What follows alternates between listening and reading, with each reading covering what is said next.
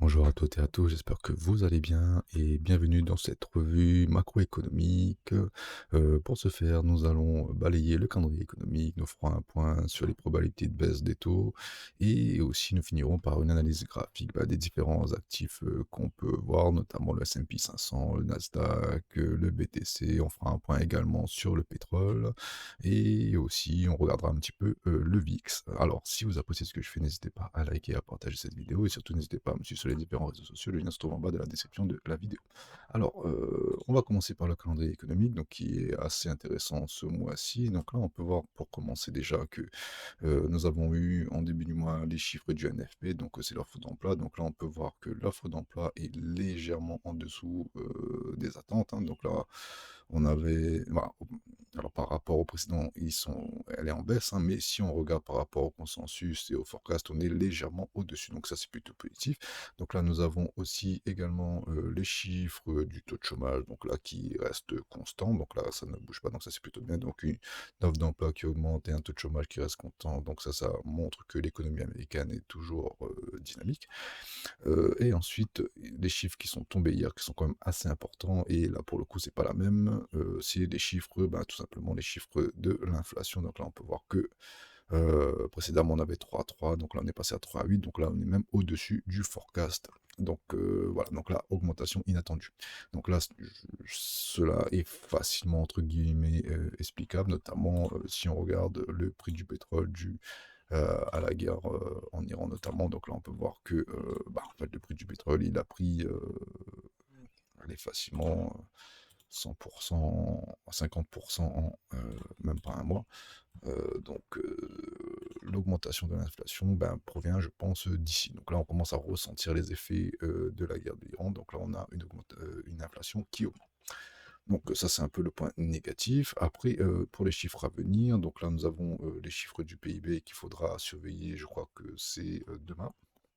Donc ici, donc, non, alors ces chiffres du PIB un peu plus bas, donc ici, pardon, donc là, ça va être le 28 mai, donc fin du mois. Et aussi, le corps PCE à surveiller. Donc là, si le corps PCE d'augmentation, donc là, il faudra commencer à surveiller un peu les marchés. Surtout si on regarde, il y a eu une décision de baisse de taux le mois dernier, il me semble, hein. Donc on n'a pas changé, donc c'est pas une surprise, hein.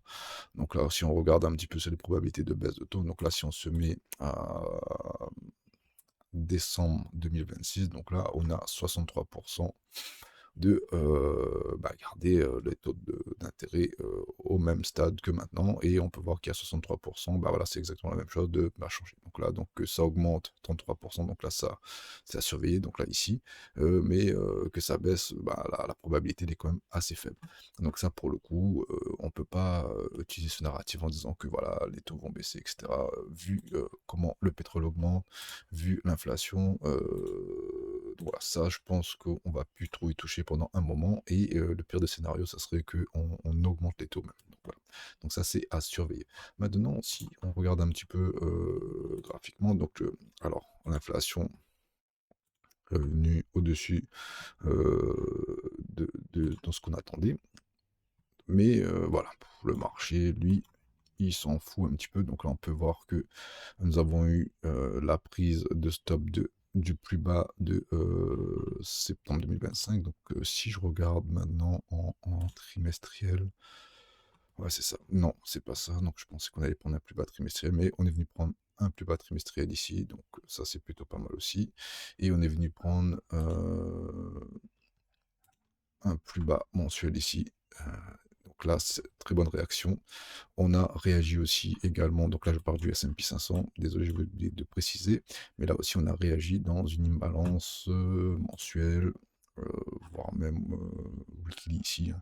Donc là on a bien réagi et on a fait un bottom, donc on a fait exactement le même schéma qu'en 2025, donc on est venu nettoyer le plus bas de 2024, on est parti, donc là c'est pas le plus bas de 2025, je pense que le plus bas de 2025, voilà, c'est ça en fait tout simplement. Mais là, on est venu nettoyer un plus bas mensuel très important qui restait intact depuis pas mal de temps et on est reparti à la hausse. Donc là, à surveiller. Donc là, je vais enlever ça. Donc là, on accélère, on a, les chiffres de l'inflation qui augmentent, mais comme je vous ai dit, au niveau économie, ça se maintient, il y a de la création d'emplois, le taux de chômage reste stable. Bon, après il y a l'inflation à surveiller, mais là, tant que ça part comme ça, on laisse filer.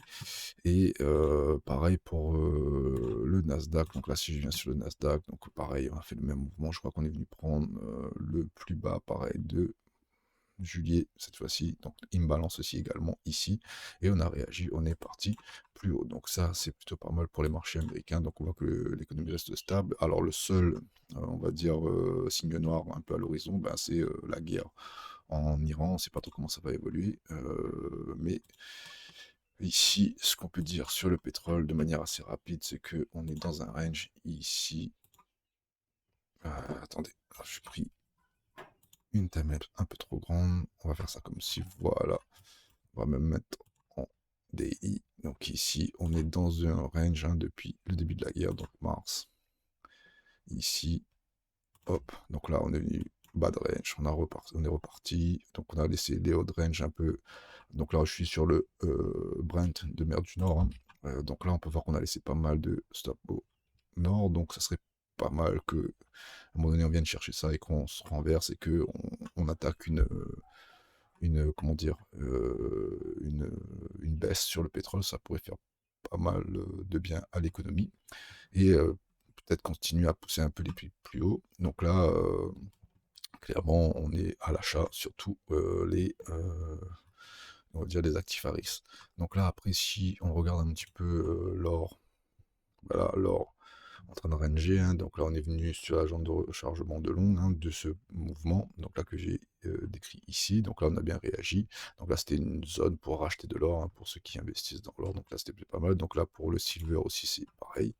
Donc on est ici, on a eu un beau push ici. Donc voilà, belle réaction. Et bah, surtout, ça, on peut mettre en parallèle aussi avec bah, le dollar qui a baissé depuis, pareil, mars-avril. On a venu prendre le plus haut de mars et on s'est retourné. Donc là, tant que le dollar, bon là, on est dans cette imbalance. Donc là, si on veut que le dollar continue son ascension et qu'il mette de la pression sur, entre guillemets, les assets un peu comme l'or ou l'argent ou les métaux précieux, bah en fait, voilà. Si le, si le dollar réagit ici, bah, on pourrait avoir une pression sur les assets comme l'or et voire même les assets à risque comme le S&P 500, le Nasdaq, qui, pour moi, en ce moment, tape des plus hauts. Donc, à un moment donné, il faudra s'attendre à une petite correction quand même. Hein. Donc, si on prend un Fibonacci, au moins une correction aux alentours des 31,8, je pense. Donc là, si je passe ici, 32, 38,2, pardon. Donc là, on tourne ici. Donc, à un moment donné, ça pourrait retracer. Mais là, pour le moment, on est parti.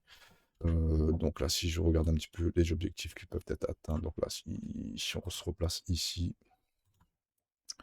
donc sur le plus bas de l'année dernière, il contraste un peu les expansions.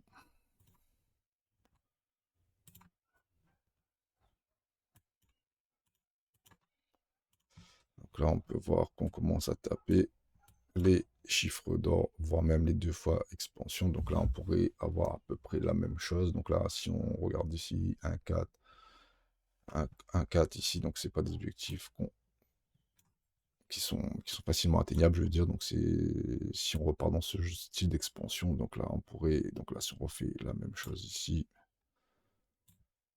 hop, ici, donc là, ici, donc si on reprend cette expansion là, donc là pareil, on pourrait aller chercher les 7537 assez facilement. Hop, je vais mettre ça comme ceci. Et éventuellement, peut-être les deux, donc les 7816. Donc ça, c'est des objectifs que le S&P 500 peut aller chercher, de même pour le Nasdaq. Donc voilà, tout ça à surveiller.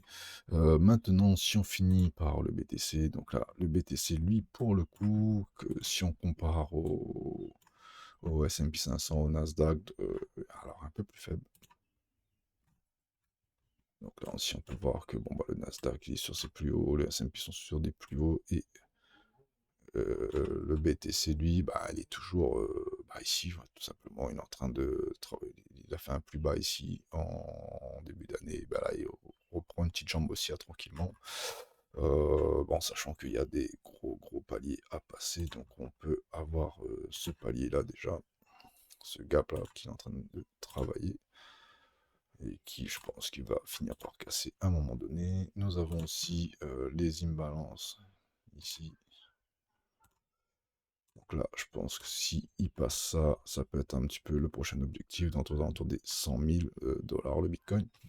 Et si jamais on franchit ça, bon, on pourrait éventuellement aller chercher un nouvel ATH, mais je pense que là, pour ce semestre-là, si on arrive à retracer au moins jusqu'à ici, aux alentours des 100 000, bah, ça serait déjà beaucoup pas mal. Et par contre, il faudra faire gaffe, parce que là, la tendance est plutôt baissière à court terme, mais il faudra faire gaffe. Donc là, on va essayer de passer les 38,2. Ici, on est autour des 87. Donc là, ici, déjà, on pourrait avoir un premier rejet.